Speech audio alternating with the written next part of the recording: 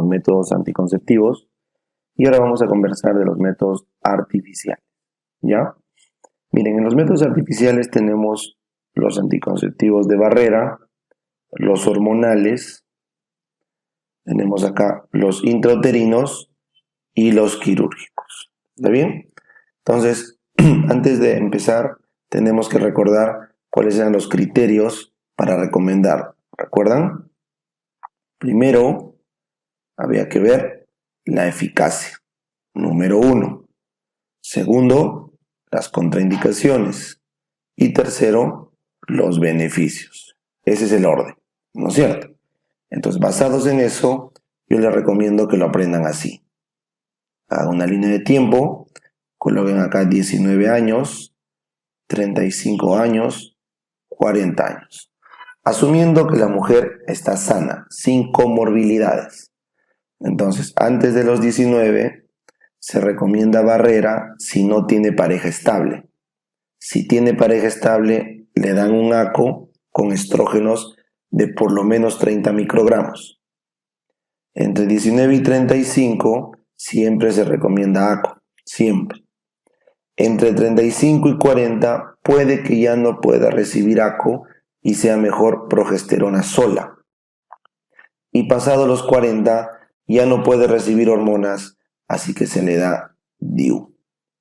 ¿Ya? Ese es el esquema que les recomiendo que aprendan en una mujer sin comorbilidades, o sea que no hay contraindicaciones, solamente por edad. Entonces acá estamos jugando eficacia y beneficios. ¿Ya? Entonces vamos a conversar eso rápidamente. Bueno, miren, en cuanto a barrera, bueno, y antes de empezar acá, otro consejo. Si les piden el orden de los anticonceptivos en general, recuerden siempre los hormonales son primero, los ACO y luego progestágenos, luego vienen los DIU, luego vienen los de barrera. Y en última línea recién vienen los quirúrgicos. Así es que les preguntaran por recomendación del anticonceptivo. Entonces, en cuanto a los de barrera, ahora sí volvemos acá. Estos dos valores que tienen acá son la eficacia en condiciones teóricas y la eficacia en condiciones reales, ¿ya? Teóricas y reales. Entonces, en condiciones teóricas, 2% lo vuelve eficaz, pero en condiciones prácticas, 15% lo vuelve poco eficaz. Por esto es que el condón no se recomienda de inicio, ¿ya? Esto significa que la norma técnica autoriza dar gratuitamente 30 condones cada 3 meses, de tal forma que en la primera consulta se le da 10 condones y luego en la siguiente reevaluación 30 condones para 30 meses. Para 3 meses, perdón. 30 condones para 3 meses, ¿ya? Haciendo un total aproximado, ¿ya? Si son 12 meses al año, o sea, más la primera consulta, sería 10 condones en la primera consulta y 3 visitas de control de 30 son 90, en total más o menos son 100 condones a lo largo de un año que se le recomienda dar a las parejas. ¿Ya? Puede aumentar, sí, si es que es una trabajadora sexual, se le puede dar más, pero más o menos ese es el rango, ¿ya? De lo que se debe dar gratuitamente. Recuerden que las ITS es la principal indicación del anticonceptivo de barrera. La principal indicación es que es el único que protege las ITS. Y la segunda que les pueden decir es de elección en adolescentes que no tienen pareja estable. ¿Ya? Y lo vamos a demostrar por qué. La probabilidad de que falle un condón es 15%, 0.15. Una chica que tiene una pareja esporádica, no es estable, puede tener relaciones esporádicas. Entonces, esta es la probabilidad que falle el condón y la probabilidad de salir embarazada es 0.33. ¿No es cierto? Si es que el condón falla, la probabilidad de salir embarazada en un periodo de 0.33. Así que esta probabilidad, como ven, multiplicada es baja para una única relación. Pero si las relaciones son constantes, la pareja es estable, no aplicaría. ¿Ya? Y la última indicación del condón es cuando hay vasculitis o cardiopatía. ¿Ya? Son enfermedades que contraindican por completo las hormonas e inclusive la T, así que la única alternativa es el condón. ¿Ya? Muy bien. Vamos al siguiente, a los hormonales. ¿Cuál es el mecanismo de acción de las pastillas anticonceptivas hormonales? Es 1, la anovulación central y 2, el espesamiento del moco. Acá lo pueden ver. Si esta es una pastilla de progesterona, su acción a nivel central es inhibir a la LH básicamente para que no haya ovulación, no haya el pico y de esa forma no se forma el ovocito.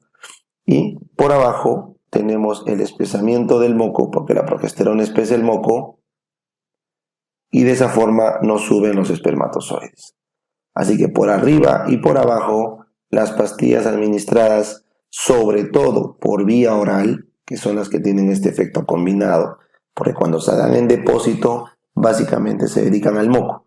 Las que son por vía oral pueden hacer ambos mecanismos, son las más seguras que hay, ¿ya? Por eso miren, los anticonceptivos hormonales tienen 2 mecanismos, anovulación central y espesamiento del moco, ¿ya? Entonces acá tenemos la lista de los gestágenos que ustedes deben recordar se utilizan en los métodos anticonceptivos. Inicialmente se crearon los gestágenos derivados de progesterona pura. Está la ciproterona, que es un antiandrogénico, y la medroxiprogesterona, que es el gestágeno más potente. ¿Ya? Lo malo con la medroxiprogesterona es que disminuye la densidad ósea pasado los 2 años de uso.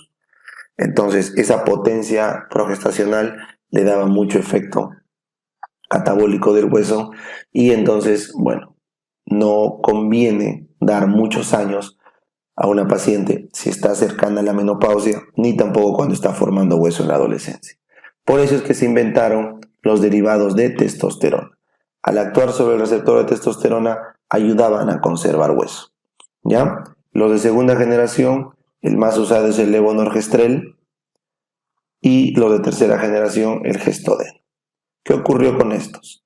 El levonorgestrel, como tiene núcleo análogo de testosterona, el fármaco, daba efectos cardiovasculares, deleterios. Entonces, en contraposición a eso, se crearon los de tercera generación como el gestodeno, que por el contrario mejoran el perfil cardiovascular. Por eso si te preguntan cuál es el gestágeno de elección, el de testosterona de tercera, gestodeno. El problema es que con los años se demostró que estos daban trombosis y muchas pacientes fallecieron de tromboembolismo pulmonar. Así que nuevamente se regresó al levonorgestrel como recomendación ante cualquier riesgo de trombofilia. Por eso es que en el mercado siguen habiendo los dos. Claro que es mucho más recomendado el gestodeno, ya que tener riesgo de trombofilia es raro. Muy bien, pero ¿cuál es el gran problema de todos estos? Derivados de testosterona, gestágenos puros, que son anabólicos y retienen líquidos. Entonces la paciente refiere que sube de peso, pero se creó para ello los derivados de la espironolactona como la drospirenona, que al contrario te hace bajar de peso. ¿Qué bacán, doc, hay que tomar drospirenona? No, porque la drospirenona disminuye la densidad ósea, disminuye la libido. Así que se recomienda solo en aquellas pacientes que ya notan muy incómodo la subida de peso. Pero de inicio drospirenona recuerden que baja hueso. ¿Ya? Muy bien. Dicho todo esto, ¿cuál es el principal efecto adverso que van a encontrar en una paciente que toma gestágenos? Hemorragia uterina normal o por lo menos un spotting o un sangrado. Porque recuerden que el gestágeno interrumpe el crecimiento del endometrio. Entonces, chicos, para evitar ese efecto adverso, se le añade a los gestágenos estrógeno, etinil, estradiol. Y segundo, cuando toman gestágenos puros, el hígado lo metaboliza en tan solo 3 horas, su tiempo de vida media. Pero el etinil estradiol le da 24 horas de tiempo de vida media. Por eso, añadirle estrógenos al gestágeno es mejor. Baja el sangrado y le da más seguridad al fármaco. ¿Ya? Por eso recuerden, dentro de los hormonales, los combinados de etinil, estradiol más progesterona son los de elección. ¿Ya? Muy bien, pues acá lo tienen. Los más usados son los orales, anticonceptivos orales combinados número 1, y todos estos serían de segunda intención. Miren su tasa, son muy eficaces en teoría, son eficaces en la práctica porque las chicas se olvidan sus pastillas. Recuerden que como el estrógeno da náuseas, vómitos, migraña, se recomienda dar estrógenos de baja dosis, menos de 30 microgramos. Salvo que sea un adolescente, que ya les dije que hay que darles de mínimo 30 microgramos. Puedes iniciarlo en los primeros días después de la regla, 1 al 5.º día de la regla, o también después del aborto, se puede iniciar igual. Recuerden que si la puérpera no está lactando, recién se le inicia el anticonceptivo con estrógenos a la 6ª semana, el de gestágeno va desde el inicio, y si está lactando, recuerden que hay que esperar 6 meses porque los estrógenos cortan la leche, ¿ya? Si la paciente está dando de lactar más de 6 meses, no le pueden dar igual estrógeno. Recuerden que por el etilenilestradiol tiene un tiempo de vida media más largo, así que si se olvida una pastilla, no pasa nada, la toma apenas se acuerde y luego toma la que sigue. Solo si se olvida 2 pastillas, el método ha fallado, paramos, reiniciamos un nuevo blister y la norma recomienda 7 días de protección con condón. ¿Por qué? Porque los espermas pueden durar hasta 5 días, como dice la norma, y el ovocito puede durar de 12 a 24 horas. Así que el rango máximo de seguridad serían 7 días con condón. Ahora, como el gran problema de los anticonceptivos orales combinados es darlos por vía oral y se pueden olvidar, se han creado formas de administración más sencillas, como inyectables, parche o anillos. El problema es que cada uno tiene sus problemas. Por ejemplo, el inyectable se tiene que dar cada mes, y eso es molestoso. El parche se ha visto que disminuye el vello y el acné, lo cual es bueno para chicas con hirsutismo, pero da mucha nostalgia. Finalmente, el anillo vaginal, que parecía el más práctico, da mucho flujo vaginal porque altera la flora. Entonces, por eso, estos no están recomendados y siempre hay que intentar con anticonceptivos orales combinados. La siguiente pregunta es, ¿y por qué una chica requiere progestágeno solo? Bueno, la lógica manda porque no puede tomar estrógenos. ¿Y cuáles serían esas condiciones que no puede tomar estrógenos? Bueno, sería porque está lactando, es una puérpera, una de las principales indicaciones, o sería porque tiene riesgos cardiovasculares. Y habíamos quedado que pasados los 35 años recomendabas gestágenos puros.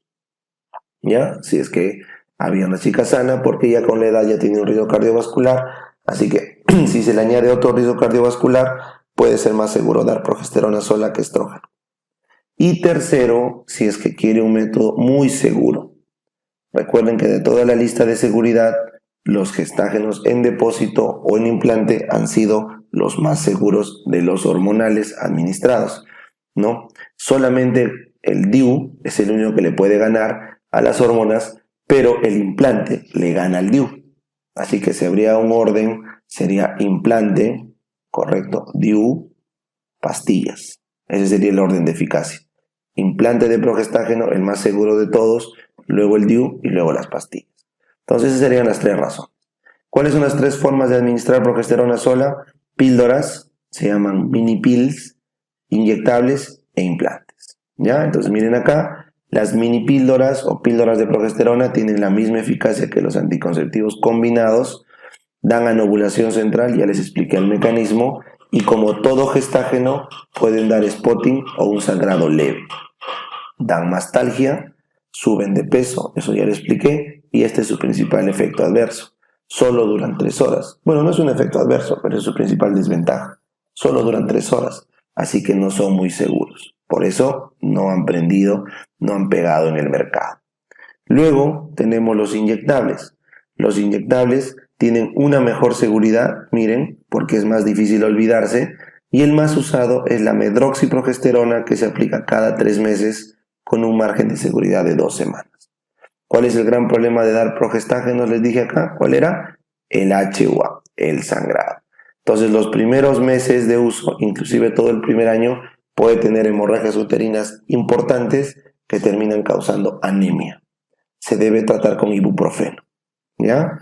80% a los 3 años van a ser amenorrea y la chica deja de reglar y a veces eso le asusta y la paciente deja de consumir el inyectable porque está en amenorrea, que era un efecto esperado. Dan osteopenia, ya lo expliqué, y también pueden dar acné porque son ligeramente activos sobre el receptor de andrógenos, pero en la piel. ¿Ya? Eso es la medroxi. Y finalmente llega el implante, que este es el más recomendado de todos los gestágenos solos, cuando te piden seguridad. Es el más seguro. Miren, en condiciones teóricas y prácticas siempre es muy eficaz. Se usan 2 cilindros de levonorgestrel que duran para 5 años, siempre que la chica pese menos de 60 kilos. Si pesa más de 60 kilos, dura 4 años. Su mecanismo principal es espesar el moco, ya que se administra en dosis constante y, datito, los de testosterona de segunda generación como el levonorgestrel espesan el moco, mientras que los de tercera generación como el gestodeno son anovuladores centrales. ¿Ya? Entonces acá arriba le puedes poner tercera generación, anovulador principalmente, segunda generación, espesa el moco. Ahora, por la forma de liberación del gestágeno, los implantes tienen más riesgo de trombosis venosa profunda, tromboembolismo pulmonar, cáncer de mama y adenoma. Recuerden, todo esto es un efecto adverso del gestágeno. Trombosis, cáncer de mama y adenomas. Y los implantes tienen mayor riesgo de hacerlo. Por eso no se deben aplicar pasados los 40 años. No se deben aplicar pasados los 40 años. Muy bien, seguimos.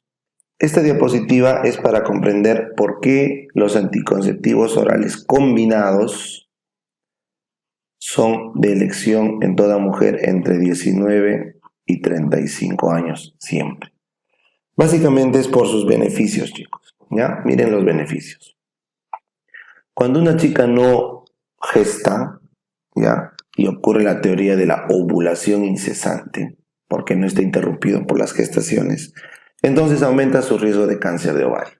Por eso el tomar anticonceptivos anovulatorios, ACOS, ¿ya? Le disminuyen el riesgo de cáncer de ovario en 50%. El cáncer de útero también en 50% por la progesterona que se administra. Y también disminuye el cáncer de colon en un 15 a 30% según las series. El mecanismo acá no está bien conocido, ¿ya? En cambio el de cáncer de ovario sí es porque la chica está en anovulación y baja la teoría de la ovulación incesante, ¿ya? Disminuyen los ectópicos y disminuye la EPI. En el caso de la EPI, por la progesterona que espesa el moco. Y en el caso del ectópico, respecto de la T. Cuando le falla la T a una chica, tiene más riesgo de ectópico. Cuando usa ACOS, ya pues no tiene el riesgo de ectópico. Eso es cuando falla el método. La dismenorrea mejora por la progesterona y la hemorragia uterina normal disminuye por el estrógeno al inicio y por la progesterona después. Eso es un efecto interesante. Entonces, cuando una chica tiene dolores crónicos, se ha visto que administrar gestágenos en depósito a largo plazo mejora el dolor. Y cuando tiene sangrado, al inicio el estrógeno mejora el sangrado porque si le damos progesterona pura, sangra mucho, pero a largo plazo la progesterona atrofia el endometrio. Entonces mejora el sangrado a largo plazo. Mejoran el hiperandrogenismo, la ciproterona, habíamos dicho, y la drospirenona, ¿no? Gestágenos antiandrogénicos. Mejoran la patología de mama, la osteoporosis y la artritis reumatoide. Sobre todo esto es el etinilestradiol, ¿ya? Sin embargo, sabemos que en una chica mayor a 35 años, con factores de riesgo cardiovasculares, ya no podemos dar hormonas. Y si es pasado los 40 años, a cualquiera no podemos dar hormonas. Entre 35 y 40, por el riesgo cardiovascular, y más de 40, además del riesgo cardiovascular, el riesgo trombofílico. Por eso recuerden, las contraindicaciones absolutas de uso de las pastillas hormonales son riesgos cardiovasculares establecidos, hipertensión mal controlada, diabetes con daño microangiopático o microvascular. Luego, antecedente de trombosis venosa profunda o tromboembolismo pulmonar. Una cirugía mayor con inmovilización. Recuerden, 2 semanas antes y 2 semanas después de una cirugía mayor debe interrumpirse las pastillas. Pacientes con vasculitis y discrasias sanguíneas no pueden tomar ni estrógenos ni gestágenos. Las pacientes con hepatopatía e ictericia. Recuerden, la progesterona da adenomas. La progesterona da adenomas hepáticos. Y el estrógeno da colestasis. Colestasis. ¿Ya? Ictericia. Lo contraindica. La porfiria aguda intermitente, también contraindicado por los estrógenos. El embarazo, contraindicado por los estrógenos, porque es teratogénico. Y la lactancia, porque el estrógeno bloquea el receptor de prolactina. Ya lo explicamos. Finalmente, el cáncer de mama contraindica el uso de hormonas. Una vez diagnosticado el cáncer de mama, no se puede tomar pastillas. Y el sangrado no filiado, o sea, el que no sabemos qué cáncer es, también lo contraindica, porque si es un cáncer de útero, no podemos dar anticonceptivos. Esto no es una paradoja, previene el cáncer de útero por la progesterona, pero una vez que ya tiene cáncer de útero, no le puedes dar hormonas como el estrógeno, porque empeoraría. ¿Ya? Esa es la lógica. Muy bien, entonces la pregunta acá es sola, ¿qué hago con una paciente mayor de 40 años o mayor de 35 años con factores de riesgo cardiovasculares que no le puedo dar hormonas? Te queda el DIU y el condón. Entonces vamos a hablar del DIU. Primero recuerden los pasos de inserción del DIU. Tienen que mantener correctamente la antisepsia de toda la cavidad. Tienen que medir el útero con un histerómetro, colocar la T y dejar la guía viable, ¿ya? Visible para el retiro. Muy bien, el mecanismo de todos los dispositivos intrauterinos es una inflamación a cuerpo extraño, pero esa inflamación no dura mucho tiempo. Entonces, a esta inflamación a cuerpo extraño le añaden un componente activo. ¿Cuál puede ser? El cobre 380 o el levonorgestrel de 52 miligramos. Ambos son igualmente recomendados. O sea, entre la T de cobre y la T de levo no hay una diferencia significativa como para inclinarse por uno o por el otro. Tienen ventajas y desventajas. Por ejemplo, ¿cuál es la desventaja de cualquiera de los DIU? Es la EPI. Causa EPI en el primer mes y la T de cobre causa EPI recurrente asociada a Actinomyces israelí. La T de levonorgestrel también da EPI, pero se recomienda 3 meses atrás. No debe haber antecedente de EPI porque el levonorgestrel favorece a que una EPI previa reagudice y cronifique. Así que ese primer efecto adverso de las EPIs son para los dos y peor para el de levonorgestrel. Vamos al siguiente. El siguiente es el sangrado. Entonces ahí está la diferencia. El sangrado es la principal causa de retiro de una T. La chica que usa T puede sangrar hasta quedar anémica inclusive en los primeros 3 meses de uso. Por eso la T de cobre, su principal efecto adverso es el sangrado. Y para eso se ha creado la T de levo. La T de levo, por el contrario, mejora la anemia. Sangran menos. Es más, se utiliza, vamos a ver más adelante, en la hemorragia uterina normal para el manejo crónico antes de la cirugía. ¿Ya? Muy bien. Otra diferencia. Bueno, hay 5% de riesgo de hacer ectópico. O sea, por cada 100 veces que falla una T, 5 hacen ectópico y van a terminar en sala. En cambio, el T de levonorgestrel, al contrario, disminuye el riesgo de ectópico porque la progesterona favorece la implantación. ¿Cuál es entonces la ventaja? Porque hasta ahorita estamos viendo pura desventaja de la T de cobre. ¿Cuál es la ventaja de la T de cobre? El tiempo de uso. La T de cobre se puede usar hasta 2 años si la chica es mayor a 25 años y solo 10 años si es menor de 25. Como la recomendación usual es 40 años, entonces lo usamos una vez y se acabó. Cambio, la T de levo solo dura 5 años y hay que recambiar. La T de levo es más eficaz, 0.1% de eficacia, mientras que la T de cobre es también muy eficaz, pero puede fallar hasta 2. Lo malo es que se ha visto en la T de levo, en algunos casos, tasas de expulsión de hasta el 10%. Y eso es en algunos casos, pero tiene más tasa de expulsión que la de T de cobre, que puede llegar máximo a 2 en el acumulado. O sea, por eso es que acá serían ya las ventajas de la T de cobre. Es como que un poco más segura, ¿ya? Mecanismo de acción, La T de cobre, aparte de inflamar, altera la capacitación de los espermatozoides, aunque la norma dice capacitancia, el término es capacitación, quitar la cubierta para que pueda fecundar. Y la T de levonorgestrel básicamente espesa el moco. Ese es su principal mecanismo, espesar el moco, ¿ya?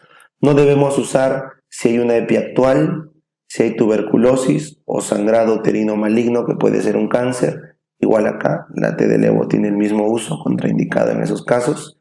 Recuerden que se debe retirar la T de cobre en la primera mitad de la gestación, si es que ha fallado el método, siempre que se pueda ver la guía, siempre que se vea esta guía, porque 50% van a dar aborto, ¿ya? Sin embargo, no da malformaciones. En el caso de la T de levonorgestrel es mucho más raro que genere aborto, ¿ya? Muy bien. La T de levonorgestrel, como es una hormona, tú pensarás que va a tener riesgos sistémicos. Sí. Tiene riesgos de cáncer, más no cardiovasculares. Por eso se puede dar en mayores de 40. Entonces no se usa si hay cáncer de mama, porque empeoraría el pronóstico, ni adenoma hepático por la progesterona que libera. Pero no tiene suficiente liberación como para alterar el riesgo cardiovascular. Muy bien. Y ahora terminamos con los quirúrgicos, ¿ya? Los quirúrgicos son de última línea y solo se utilizan cuando la paciente está totalmente segura de que ya no desea salir gestando, o tampoco en el caso del varón. Así que las preguntas que les hacen a todas las chicas antes de una cirugía de Pomeroy o una ligadura de trompas es: ¿ya tuvo hijos? Si la respuesta es no, no le pueden hacer. ¿Es adolescente? O sea, es mayor, perdón, de adolescente. O sea, es joven, tiene por lo menos 18 años o más. Si es adolescente, no va. Y finalmente, está totalmente libre de tomar la decisión. No hay ninguna coerción social, familiar, personal, conyugal, un problema de enfermedad mental o cualquier cosa que le quite su libertad. Solo si esas preguntas respondemos que sí, podríamos considerar la cirugía, ¿ya? De las dos cirugías, la cirugía femenina es menos segura, miren, que la vasectomía. Primera diferencia. La cirugía femenina es una mini laparotomía, se abre cavidad, se llama cirugía de Pomeroy.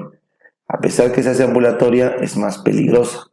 En cambio, la vasectomía es inclusive sin corte, sin bisturí, se pone un gancho y se saca el deferente y se corta, ¿ya?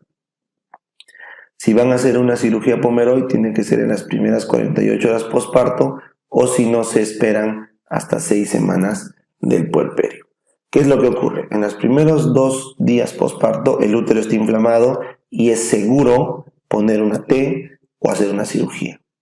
Pero pasar las 48 horas ya no es seguro, porque la inflamación ha bajado y hay riesgo de endometritis. Por eso no puedes poner una T pasar las 48 horas, ni pueden operar. Tienes que esperar para poner la T 1 mes y para operar 1 mes y medio, 6 semanas, ¿ya? Una vez que operan, observan 4 horas en la ciudad, 24 horas en el campo. Por eso tiene que ser en un establecimiento 1-4 en rural para internar, y se controla 7 días la herida. En cambio, en el varón se observa 2 horas en la ciudad, 6 horas en el campo, o sea, no hay que internarlo, y basta con 20 eyaculaciones o 3 meses después de la vasectomía para considerarlo que está estéril. El gol estándar son 2 pruebas negativas de espermatograma, pero basta con las 20 eyaculaciones o los 3 meses, ¿ya? Muy bien. Eso es la famosa cirugía de Pomeroy y la vasectomía. La pregunta de examen fue: ¿cuál es el más económico a largo plazo? La vasectomía. Y terminamos si es que ha habido cualquiera de las siguientes condiciones: violación sexual, falla del método o simplemente no se usó método. Entonces se puede recomendar anticoncepción oral de emergencia. El método clásico de Yuspe era aumentar la dosis de la pastilla, pero la pastilla, como contiene estrógeno y progestágeno, le daba muchas náuseas y vómitos. Así que después se inventó una pastilla solo de progesterona, levonorgestrel, una testosterona o un derivado de testosterona de segunda generación, que dijimos que espesa el moco.